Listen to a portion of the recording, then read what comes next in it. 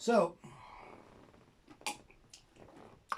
I've explored a lot of forms of poetry in these little excursions, and this time the dramatic monologue, which is kind of grist to the mill of people like me. And it was used, perfected, if you like, by the Victorian poet Robert Browning, in which he kind of takes a central character, and that character tells not only his story, but the story of the other people. And he reveals a lot of things, not so much by what he says, that's also important, but by what he doesn't say, that's the thing. And here you have the story of Duke Alfonso of Ferrara in the 16th century, recently widowed and about to marry again. And he's entertaining an emissary from the count whose daughter he intends to marry. And he's showing him round his palace, showing him all his art treasures. And he comes to one particular painting, and that's the painting of his late wife, very, very beautiful young girl. And he begins to reminisce about her, and a lot of very, very sinister things bubbling underneath the surface in the great Browning poem, My Last Duchess.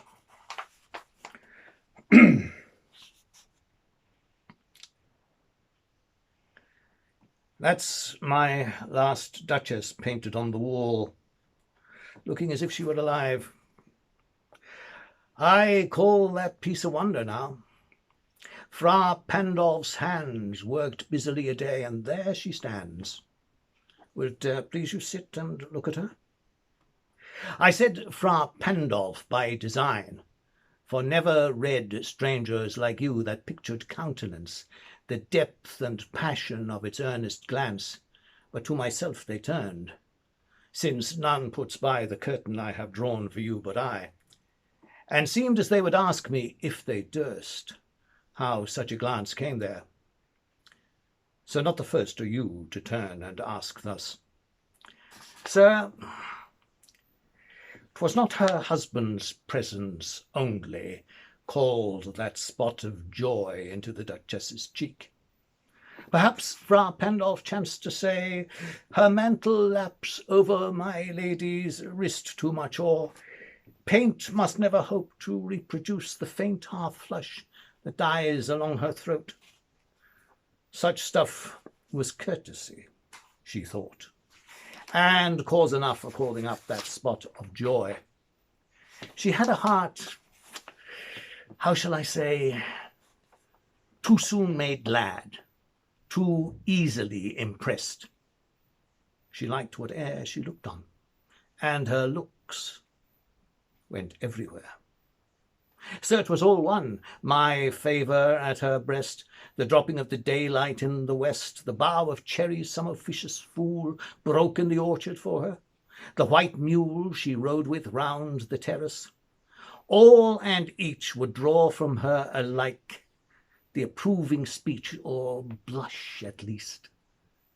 She thanked men, good, but thanked somehow, I know not how, as if she ranked my gift of a 900-years-old name with anybody's gift. Who'd stoop to blame this sort of trifling? Even had you skill in speech, which I have not, to make your will quite clear to such an one, and say, just this or that in you disgusts me. Here you miss, or there exceed the mark. And if she let herself be lessoned so, nor plainly set her wits to yours, forsooth, and made excuse, e'en then would be some stooping, and I choose never to stoop. Oh, sir, she smiled, no doubt, whene'er I passed her, but who passed without much the same smile? This grew, I gave commands, then all smiles stopped together. There she stands as if alive. Will't please you rise? We'll meet the company below then.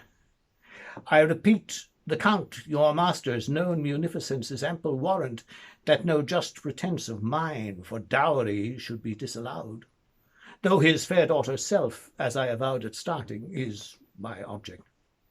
Nay, no, we'll go together down, sir. Notice Neptune, though, taming a seahorse, thought a rarity, which Claus of Innsbruck cast in bronze for me. Just on a slightly more joyous note, as the spring starts to chase away the remnants of winter and hopefully chases away this awful, awful, long, long winter that we've been through. Something more joyous from Browning, this time from his long dramatic poem, Pippa Passing. This is Pippa's song. The years at the spring and days at the morn, mornings at 7, the hillsides dew-pearled, the larks on the wing, the snails on the thorn. God's in his heaven, all's right with the world. We can but hope. Stay safe, stay well. God bless.